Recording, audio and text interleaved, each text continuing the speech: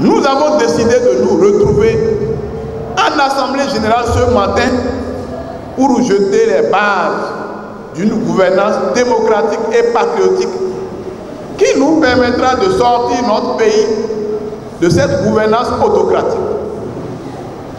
Nos recherches nous ont permis d'entrer en possession des propositions faites par le professeur Philippe Ndianoumé, premier secrétaire du Parti communiste du Bénin, président de la Convention patriotique des forces de gauche. Ces propositions sont résumées dans un document intitulé « Propositions pour une réorientation du modèle économique et politique du Bénin ». Nous allons essayer de rappeler ici l'essentiel de ces propositions et en faire quelques illustrations. Mais avant d'aller aux propositions, voilà ce que dit le professeur Philippe Ndianoumé. Je cite. Depuis 1960, nous assistons comme à un éternel recommencement. Mais en fait, à la mise en œuvre d'une même politique à travers des équipes gouvernementales diverses. Il faut une autre politique. Notre peuple s'est bravement battu et se bat contre les agressions, les multiples actes de non-droit dont il est objet de la part du pouvoir de la rupture. À ce sujet, je rends ici hommage à tous les combattants pro-démocratiques, tant de l'intérieur que de la diaspora, dont plusieurs sont tués en prison ou en exil.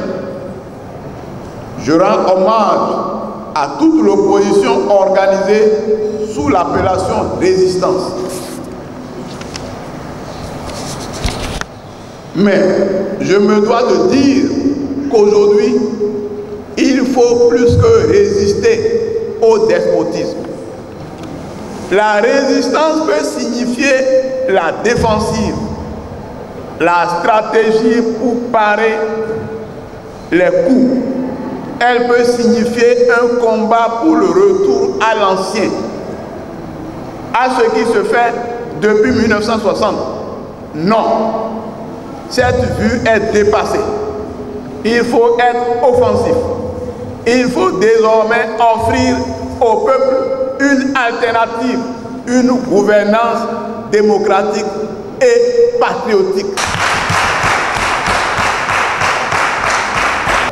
À partir du 20 août 2019, vos plaintes se sont accrues avec la fermeture de la frontière entre le Nigeria et le Bénin. La vie est devenue plus insupportable que par le passé. Les produits pétroliers sont devenus plus chers avec pour corollaire l'augmentation des frais de transport, du prix de certains produits de première nécessité. Ceux qui vivaient de l'exportation de certains produits vers le Nigeria, comme la tomate et l'ananas, sont dans le désarroi. Les femmes et hommes des marchés qui souffraient déjà de la mévente tournent les pouces et ne vendent plus rien. Face à cela, le gouvernement du Bénin ne préconise aucune solution. Les taxes et impôts écrasent les vendeurs et revendeurs de produits. Beaucoup ont fermé. Les effets des déguerpissements sont toujours là. Mais cette fermeture de la frontière n'a fait que révéler la politique du pacte colonial qu'ont pratiqué les différents gouvernements de notre pays jusqu'à nos jours. Produire les matières premières à exporter sans les transformer sur demande de l'Occident, notamment de la France. Importer les produits manufacturés de l'Occident. Avec l'avènement du pouvoir de la rupture, la situation s'est aggravée avec l'accaparement des monopoles d'État par le clan au pouvoir, seul bénéficiaire des richesses nationales. C'est alors seul qui sait où vont les choses.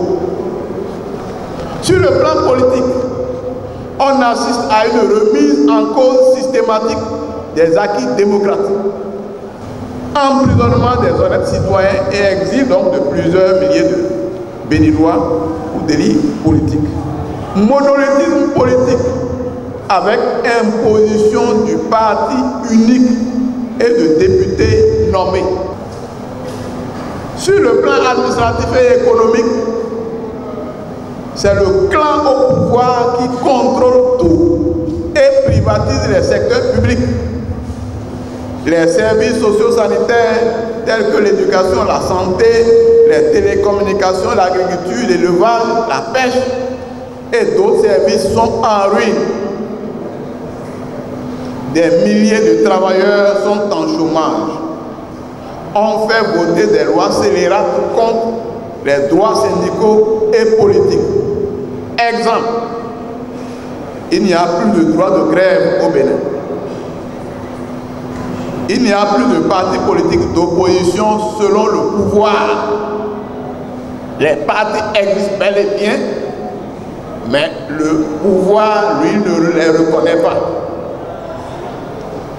On ferme les centres de santé, les écoles. On fusionne des classes. Une classe au cours primaire et au collège peut contenir jusqu'à 130 élèves. Et pourtant, on licencie illégalement et arbitrairement des enseignants qualifiés. Même au ministère des Finances, on licencie des travailleurs dont on a besoin.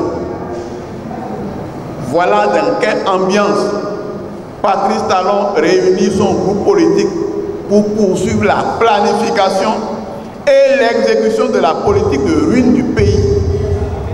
C'est ça ce qu'il appelle dialogue politique.